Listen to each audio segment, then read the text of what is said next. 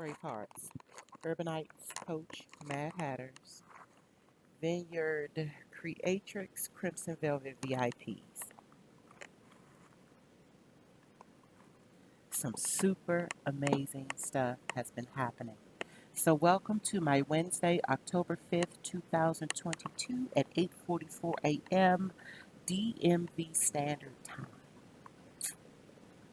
So, I'm not sure if let me say it like this.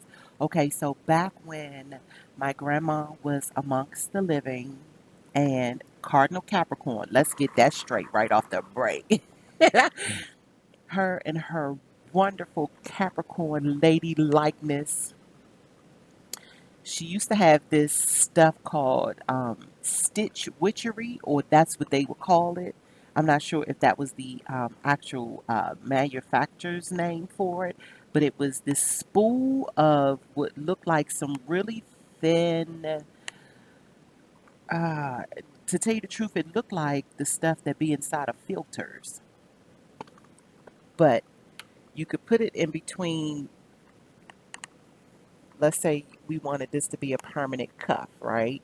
So you would unspool it, and it would be, yeah, it would be spooled like tape. So you could spool it out, and you would put the stitch witchery in between the cuff, and then you would iron it, and then it would be a permanent cuff. Now you could pull it apart, like it wasn't like permanent, um, but it kept the sleeve intact. The hem of your pants, and it was magical to me to see that thing just work. It worked. It worked. And mhm, as I grew older, the concept of such magic became metaphorical to me, where uh, I would always say that you're never going to get the full picture in one conversation. You're never going to um, be able to properly process anything if you believe story only has three sides.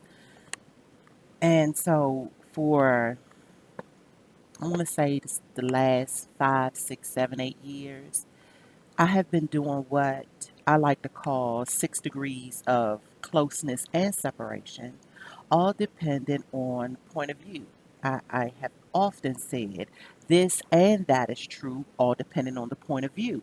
So when we get to fighting and being at odds,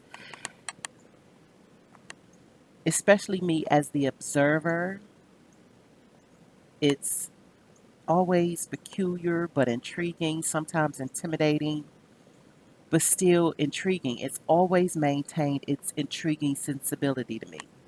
So here lately, I'm not sure if you can see it. I'm not, let me see if I can find which one. Okay, is it this one?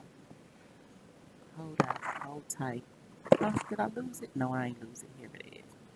So to, if I can get my hands on it. Nope, that ain't it either. Hold on, there we go. So to remind me of certain things, as well as to bring certain forces into play, I have um, put a safety pin inside of one of my locks for energetic purposes, but as well as to be a metaphorical staple, if you will. I wasn't stapling my hair, but I could have. But just to symbolize and bring the energetic wherewithal for my life's work to stand as certain threads or magical stitching. We are quilting a new narrative. And in so many words, I have been saying this since 2018. Now, I was writing about it prior to, but in 2018, going into 2019, I had a buddy of mine. He said, "You know, TC, you should get on YouTube." And I've told this story before. He was once my one of my employers at a artist preparation center. I was their business director, And it was, I want to say, the most fun, but we were serious about what it is that we were doing. Now, even though I was only there a short time because my mom got sick shortly thereafter, as a matter of fact, right around the time that I was accepting the position was when her health started declining. And so I had to step away from that position.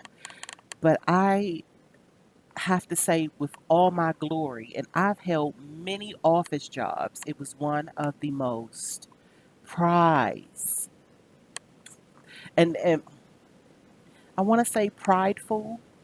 Well, you know what? Let's keep it real because I was full of pride. I was working for three black men, and they were efficient and they cared about their artist, and the studio made you feel like home.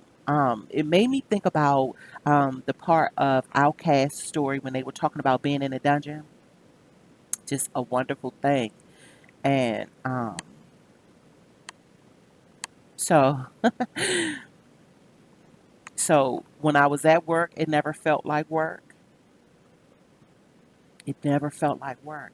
It felt like being at the clubhouse with the crew and we had shit to do. That's what it felt like. So, um, and let me see. Okay, so this was the end of 2015 going into 2016. So, when I was there as the director. Then 2018, a lot of stuff was going on. A lot of awareness was activating. A lot of research was beginning to render a decent amount of return on my study investment. So, um, when he said that to me, it still took me a while before I hit the record button, which was the end of 2018 going into 19. But immediately, I knew my material was going to be very condensed. I knew that what I was going to be uploading wasn't going to have anything to do with social hoopla. It wasn't going to have anything to do with likability. It wasn't going to have anything to do with begging people to subscribe or hit the like button or share. It wasn't going to be any of that. What really, because I really didn't want to do it. The thing that had me do it was, for one, I was being challenged outside of my comfort zone. For two, I really truly did know that what it was I was going to be talking about was going to be needed inside of certain conversations that I wasn't physically going to be part of. And then I also was adhering to, and I talk about this a lot, adhering to the soft instruction that's brought forth inside of this book, inside of the introduction, no less, that says um, that when you are reading or learning something, like within the first 24 hours, share it or get comfortable speaking about it because it solidifies, it fortifies better. So those are my reasonings that helped bring balance to the channel even existing in the first place. But along the way, somehow I got caught up in wanting it to do as well as others that I was seeing that was posting sheer fuckery. And I'm like, how is this so? Inside of a meditation, it literally came to me as if I was speaking with another person. And it said, you have to understand, for one, this is their platform and they drive money from this. So your condensed frequency of content and context can only be found if folks are actually looking for it. No, you are never going to generate the type of frequency where it will be monetized because that wasn't never one of your intents or the yeah, the goal. That was never the intent. The intent was to make it available because I have this thing about immaculate conversations. So, this is a beautiful segue to what happened to me yesterday. And I'm going to share the clip. Well, it's not even a clip, it's a full segment. I'm going to share the link to the segment that honestly got me going again. So, I still sit in front of general readings with regards to tarot, but I do not go looking for tarot to tell me about my life. That's the reason why I learned tarot. But something was said inside of one of the general readings that I was sitting in front of, and it said to me, as a matter of fact, I think it was Kiera Erlene. She was like, yeah, I think it was Kira Erling, and she was like, and it's Capricorn Sunflower Tarot. If you want to check her out, now don't get it twisted. She's a Libra, so she has a lot of fun and jokes, and she's real free with the way she reads. So if you go on there looking for her to tell you about your life, don't do that. Learn tarot for yourself if you want tarot to tell you about your life. Don't go up here giving these readers a hard time because that's not what they're here for. Well, that's not what some of them are here for. Let me say that. But she said it. She said you're gonna have they're gonna be some of your girlfriends that's gonna come through. Um, because they're going to sense that, and not consciously sense, but she was saying, like the subconscious or the non physical spaces that everyone's connected to, the great collective unconscious, the part you can't see, you can only feel. Yeah, that thing that travels the vibratory frequency that everybody seems to be thinking they know about, and rightfully so. Okay, because when I first started the channel, I said there is this big mama frequency that is going to be crossing the land, and it's going to be doing course correction on a metaphysical level. Check the receipts. Like if my channel has not been tampered with, the receipts are there and they are dated, hallelujah, to YouTube. So I often been saying it. I said, I don't know what's going on, but I can sense that it's a big frequency. And I knew it was a feminine energy just because of this anti yin culture that has been America from the inception, pre inception. You can look at European history to see how they feel about women, and so they brought that over here. And so when the classifications and the channels of creed and culture were being cultivated, yeah, it was woven into the fabric. So I knew that it was a big mama frequency, and I also knew it because of the teachers and tutors and professors and doctors, all of the women of the platform, and I call it the platform inside of my stories because they are of a fairy tale fantastical nature, but they do deal with real time civil rights.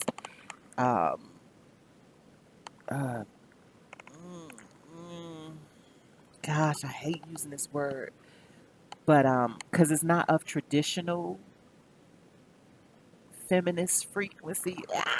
Because I am nowhere close to what mainstream uh, calls it to be, but just for a lack of a better term in this very moment. But along those lines, just bringing balance back to the tapestry of how we are being socially engineered. God, that was a mouthful. Okay.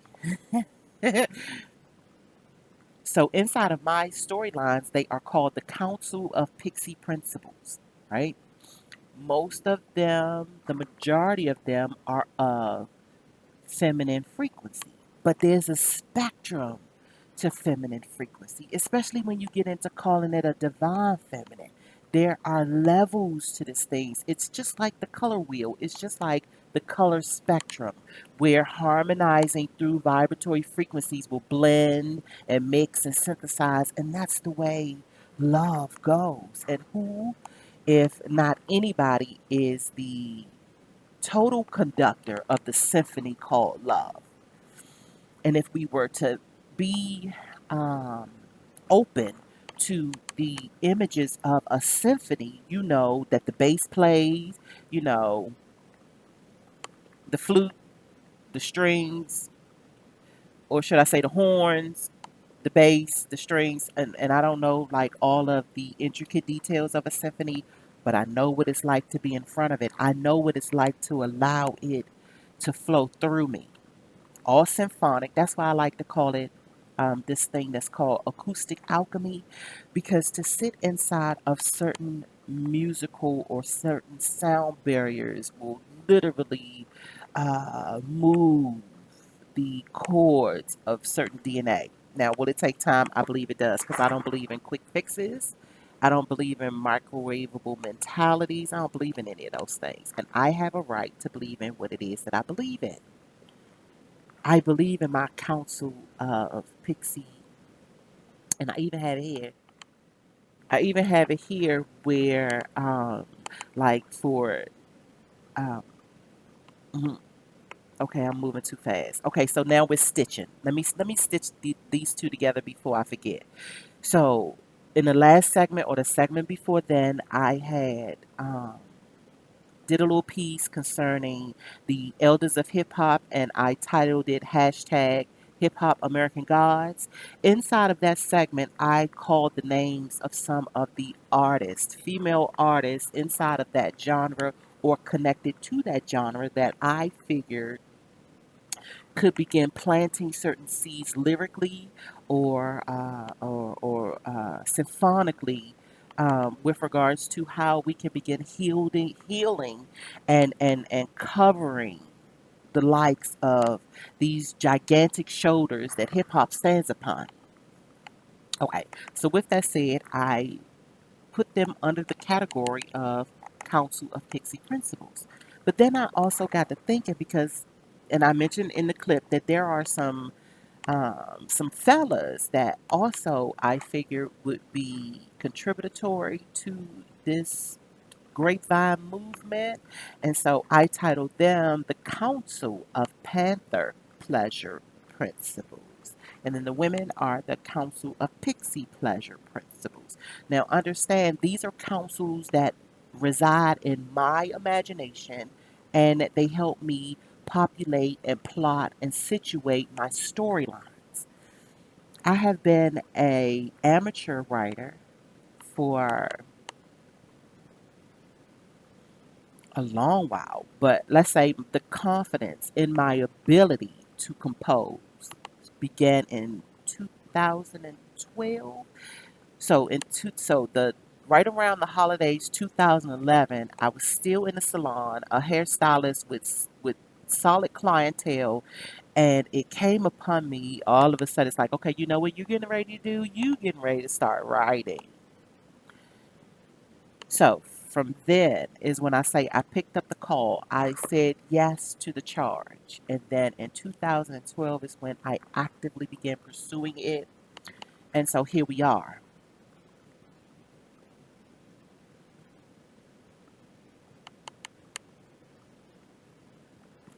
My channels, what I call my imaginary friends, equates to my pursuit in my degree in psychology. I went midway with that and it hit me, as do most things do. It's like, you know, they're training you to speak their language so you can go into their professions to work their jobs according to their rules. And I'm too rebellious for that. I've always been a challenge the status quo type of girl, always. And most of the time, I'm labeled a troublemaker, a rebel rouser, someone that lives, a vagabond who lives on the fringes of social engineering. And I've even been called worse. I'm actually keeping it rather polite right now. But the entry to who I am and why I am has been consistently guiding me to be the observer of socially engineered conditions and the seeding and the harvesting, the planting, the harvesting, the cycles, the seasons of certain things that would be considered trendy. So, inside of psychology, and this is why I always talk about divine timing, because it feels like I was inside of the conventional means of learning psychology long enough to get the seeds that I needed that was going to be sprouting and endorsing other learning adventures because I am someone who studies naturally. It's a natural thing for me to be in front of a book. It's my determination what books I put myself in front of. Like, I honestly will go and crack open, which we'll talk about in a minute. I have another one that has really been taking me places, but I can go and get my hands on a textbook and walk myself through it. So I am a nurturer of the tutor within, and I give my tutor a lot of range, respect, and responsibility when it comes to the instructions I need to tell me what it is that I should be paying attention to, what I need to go deeper with, what I need to be seeking. And to leave that to what I call the oppressor is not really that wasn't beneficial to me. And even with this knowledge, I have been able to find the intricate details where the industrious the is yeah the mm, why can't I get it out? The industrious revolution, the epoch of industry. Yeah, because for some reason that didn't even sound right. But anyway, the spark of industry and uh, professionalism is situated per society. So the society itself determines what professions or or even vocations, what industries will be the leading categories, what professions will pay more money, what professions are required in order for the society to stand strong, for it to solidify, and that's including military, security, dot, dot, dot. So my sensibilities have always been in tune to that which is considered professional and whether it you need a degree or certification and that which is not. So the threshold and the epiphany came when I began understanding that university, that thing that they prop in front of us like the golden fucking hen, that's the thing that says you're going to go in here so you can learn how to speak our language and work our jobs properly. We're going to let you figure like you have the power because you can decide what degree you're going to pursue and all depending on how you feel about t- tuition and how you're going to pay for it. All that's on you too. We'll give you some aid, but the professional, the industry aspects where we don't really want a whole bunch in, we're gonna make that price tag sky. Yeah, it's gonna floor the. It's gonna soar the skies. It's gonna be very, very expensive for you to maintain this particular degree, and that's done by design because we don't want everybody in being able to strive for this position. We're gonna draw it out. We're gonna make it. We're gonna throw all kinds of complications in there because only the determined, the highly focused, highly determined will be able to obtain and achieve from upon this level. All the lower workers and we want you to be prideful in uh, learning this language, understanding the context and absorbing the content.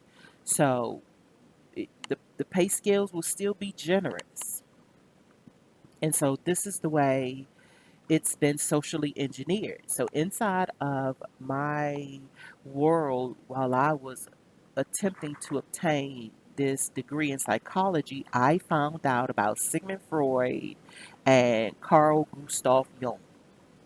Then I bumped into, as I will always say, Freud's bam ass nephew, Edward Bernays, and him being the godfather of public relations. And then I bumped into propaganda and the meaning of that. And then I bumped into social engineering and the meaning of that. And then I bumped into the Magna Carta and all the shit surrounding that. And it just began, dots began to highlight and connect. And me being the note taker that I am, I began to see a pattern. Not only did I begin to see a pattern, I began, and this is just from intuitive value, began to uh, clump or or bind or bound or bundle. There we go. I began bundling all in conjunction with the study or the timeline or the chronicle. And yes, it got obsessive. It got really obsessive. But lo and behold, right at the base, that's why I love base. I love, now we, okay. I don't want to veer off. Stay focused. And this is just one set. This is just one set. And this is my 2021 set. Um, and it is specific to a particular subject, but the way that it pours out of me has been to the point where many folk around me would question my sanity, and a lot of folks didn't understand why I was moving the way that I was moving and being defensive upon the things that I was being defensive upon. And it was really like, you do not hear the instructions and the interior dialogue that's running like the goddamn Wall Street ticker tape. Like it is moving and it's charging me with capturing it. Like I'm, I always get real tickled when I hear people say, you just pulled that out of thin air. Where else do you think it comes from? Now, my North Node is in Aquarius, so I was going to be doing this all the time. So be pulling it out of thin air. The magic was the due diligence to capture it. And it's not for the faint at heart. It's not for the wishy-washy, undedicated. You are required to be situated to capture certain things, be pondering certain things, and then tap into the powers of reflection and contemplation and comprehension. And it really did go obsessively. So I say all of that to say that the initial list of my council of pixie pleasure principles that was said out in that segment was off the cuff. Now, his was magical. I had, which, and look, and just so you know, I'm actually speaking from three different notebooks right damn now. Like it, and it's stitch witchery. And I ain't talking about the context of witches from mainstream. Man, stop letting them spook you out of everything. Like they really spooking you out of your magic. But anyway, so in the in from the segment was this, and I know you can't really see it, but I just want you to understand the receipts. Okay. So this is what the initial list, and I was just off the cuff because I was inside, rightfully so, the emotion with being asked to address it. So what I spoke about with the list the other day was off the cuff, freestyle. I had totally forgotten, or it slipped my mind about this list that I started composing um, April, April 22nd, 2022. I wrote this list down. And so it slipped my mind that this list was even in existence. And so went flipping through, which just so you know, all my notebooks, I have to maintain some type of organization because Like I said, the way that it flows out. So I went flipping through this notebook looking for something else and found this list. And so what I did was combined both lists. And so I'm going to read from the list that I created in April that has now been incorporated from the list of council pleasure principle, pixie pleasure principles that I began last week. I want to say my timelines are, as I speak often, they fluctuate. They do what they do. So I want to say it was about a week ago or so, about 2 weeks max. Okay, so I'm gonna read the list. So, and then I'm gonna close out with, and we'll wrap it up with the whole. I sat in front of a general reading, and it told me about two girlfriends that was gonna come by and tell me to get up out of my slump because we got work to do, and I was in an energy of disenchantment. I was feeling so hopeless, like and this was just yesterday. So I'm bringing it all real time. I'm bringing it full circle. So we're gonna close out about the two girlfriends that stopped by. Okay, so here is my and it's not um, an exclusive list, or what is it called? It's not an exhaustive list. I'm pretty sure I'm going to continue to add to this list, but it is lists of folks that would be considered. How about this? This isn't my list of family and friends. I have an entire other list of family and friends. Speaking of which, okay, this time last year, something came upon me and I began asking some of the women in my family to just write out a list of women that have affected them, contributed to them. And it came out of a song from Maya Muna Youssef, Moo Fresh. She has a song called Say My Name, and it's about Sandra Bland, but it's also about the tapestry that women, kinfolk, our elders, our matriarchs that have had to bend the knee to the social engineering that have always felt like they were anti yin. Yin and yang is the sacred symbol of masculine and femininity, or femininity and masculinity, but in balance. And anything that does not speak in terms of balance to me is lopsided, especially when we're talking about energetically. And I am an energy worker at heart, not by trade, not by profession, by heart.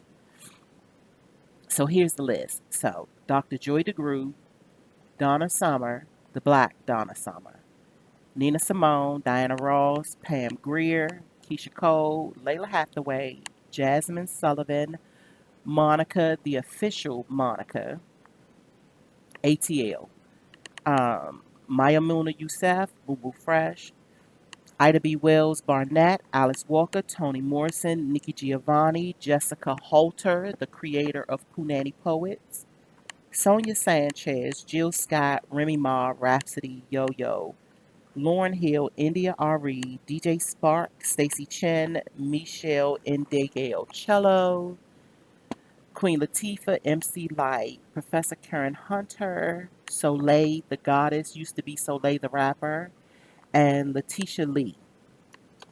Now, as I said before, yes, many of them have cross-sectioned Hollywood or will be considered celebrity, but most of them, the way they have contributed to my life or my frequency is by way of their life's work.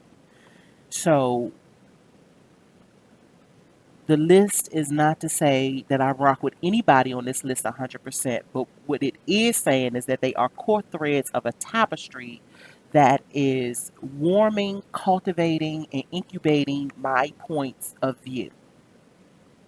And so they play major parts with something or a great deal of some things that they have either contributed, crafted, co created, collaborated, something of some type of rooting system to womanhood and sisterhood. So that is um, my bedrock of Council of Pixie Pleasure Principles. And one of these days, I will probably do some type of celebratory segment around the women inside of my actual friends and family circles, because that list is extensive. And I'm kind of thinking about, like Jerry Lewis used to do, and so we'll just have a name-a-thon. Like, you know what? I think I'm about to. So I'm adding right now to this list, um, Shalakemia Moffett and Kiera Erling. You know what? I'm putting them on here right now, because I don't want to forget.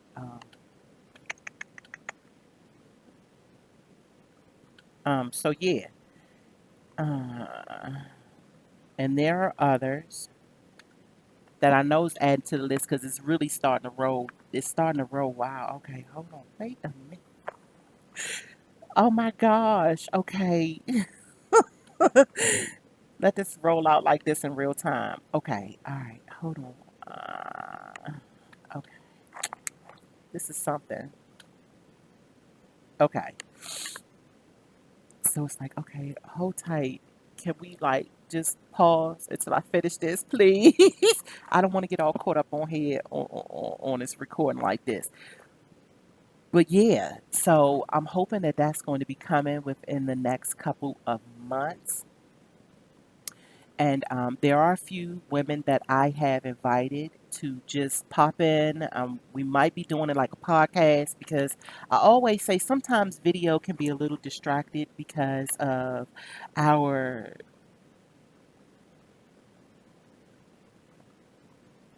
need to judge the messenger and be forgetting all about the message. So it might be in podcasts because, in my opinion, the voice, the tone of voice, or the power of voice is what's more important than what I look like. Trying to defer the notions that um,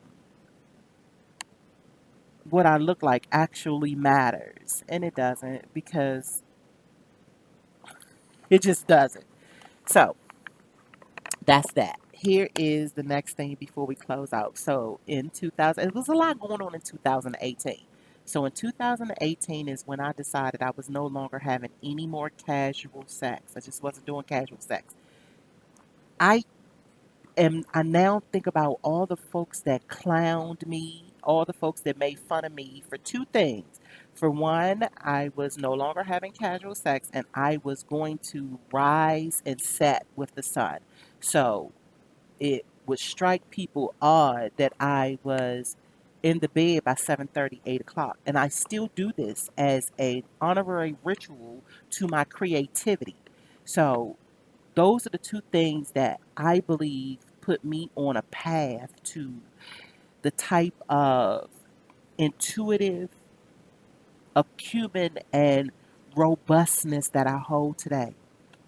And it wasn't as if I was falling and going into slumber at that time, but I was allowing my sensibilities and my frequencies to naturally calm itself.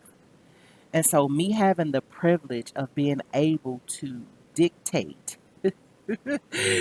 being able to determine when I rest, and then I rose naturally without any alarm clocks or any of that, and was always up between 3:30 and 5. And I respected that. I did not do the whole, oh, why am I up at 3:30? No, I naturally took stock in the way that my body was rising and resting.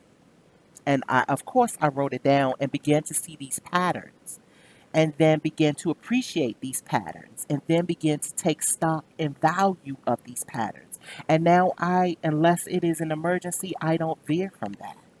Not in terms of routine, but in terms of me being aware and respecting the way that my body decides it wants to rest, and I don't cheat my frequency from that. So there was a time when I started saying that casual sex was robbing me of my magic. And then the notion of me being biologically the female, then I am hosting. I am the host. Anything that's entering me is the guest.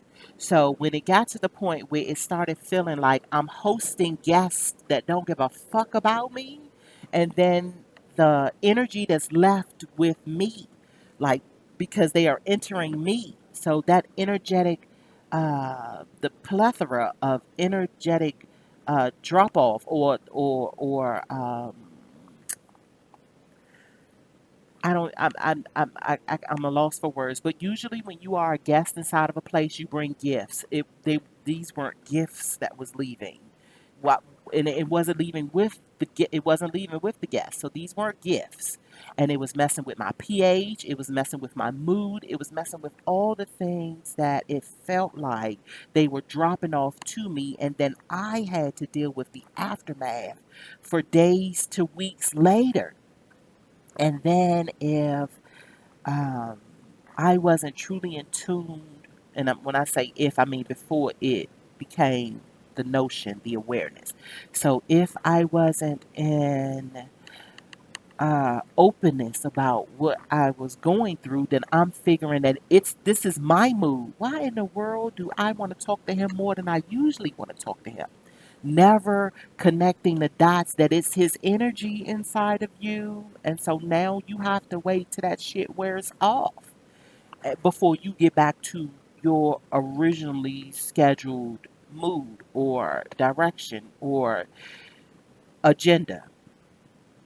And it never struck back when I was being sexually liberated.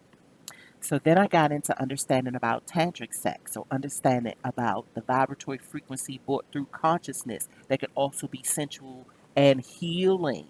And then that's when I really put my 10 toes down and said, I'm not having casual sex. I'm damn sure not having sex with strangers anymore. I'm not having physical sex with anybody I don't feel genuinely feel something for. I'm out of the age of being curious. I even write about poly relationships. I write about sexual synastry. I write about astro synastry. And you can't write about something if you don't really understand it or haven't begun to unpack it. So, with all of these things taking place with me, I am situated differently when it comes to how I perceive physical interaction with humans or physical interaction, period. And physical interaction does not mean sexual all the time, uh, but it does mean interaction. So you could sit in a room full of kinfolk and be influenced by an energetic frequency, good, bad, or indifferent. And I'm not talking from a religious context with good and evil. It just is, just like the color spectrum. It just is, just like the different species of the butterflies. It just is. So, here's the closing. So, I sat in front of the general reading with Kiara Erlane, and she said that there are going to be some girlfriends that come through that's going to get you out of your stupor. It's going to spark your energy, and you are going to rekindle, whatever it is that you were down and out about. So lo and behold, that thing was because I'm open. Like I always say, I'm open to energetic. I'm open to the energetic ebbs and flows outside of physical embodiment. Most people will call me a metaphysician. I ain't that grand. I'm not that grand. But I am the girl next door. I'm the girl from around the way who is finally gathering the words and the context to go along with the shit that was called weird or whatever it is that was unexplainable. I am now in the phase where I am able to explain some of these things. And would you believe who the girlfriends were? Now, of course, they are not official girlfriends inside of my actual life, but metaphysically, they really are. And that's exactly what they did. So, yesterday, I come across a segment with Professor Karen Hunter and Dr. Joy DeGruy. Can you have the best group of girlfriends ever? Come on. And that segment sparked me to tears. It sparked me out of my stupor. They had me in, and it wasn't even an hour long. They had me in here hooping and hollering. I was writing down notes, and I have been energetically enriched from that moment on. And I honestly cried real tears listening to them because I was so disenchanted. I was tired. I was just tired of the way things are appearing that they are being put together on a day-to-day basis. That right there, and the way that they flowed inside that conversation, it just felt like it was meant just for me, first and foremost, because I love both of them separately. For them to be put together,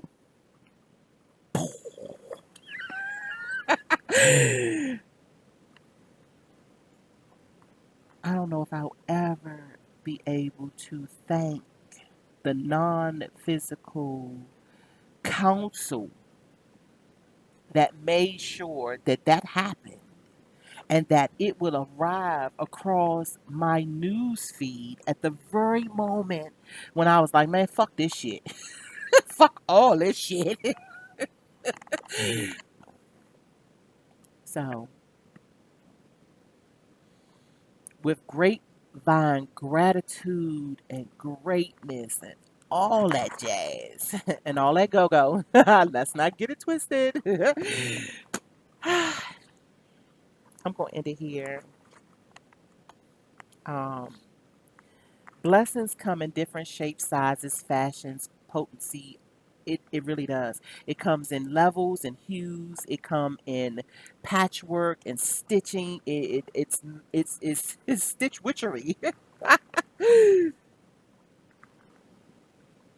and it's evolutionary. And I know I had a lot more to say, but I'm going to end it here. Oh, this is what I will close out on. If you feel yourself led to, hopefully rocking with me, you already have some kind of notebook or something. Jot down the names, and I would ask that you keep it separate just because we are learning to cultivate uh, our our tutelage around divine masculine and divine feminine. It is not to keep it separate whatsoever. But just remember, what comes up must go down. We got to be balanced and understanding that we need to be concerned with the fruit as well as the root, as above, so below. You cannot always be talking about the high vibes while damning and villainizing the low vibes because balance is where the greatness of all of it will harmonize. If I may go out on a limb to remind us all about the way that our more popular chakra systems are situated. The heart chakra is the neutral chakra, that is the meridian line. So anything above it is masculine. So above the heart is the throat, the first eye, and the crown. Anything below it is feminine, and it is the solar plexus, the sacral, and the root. Inside the heart is where both blend. So, yeah, I think that's it. I think that's it. It feel like what was I getting ready to say something else? I don't remember, but if I remember it, I will incorporate it in the next segment. Yeah, until next time, I do wish you well and balanced.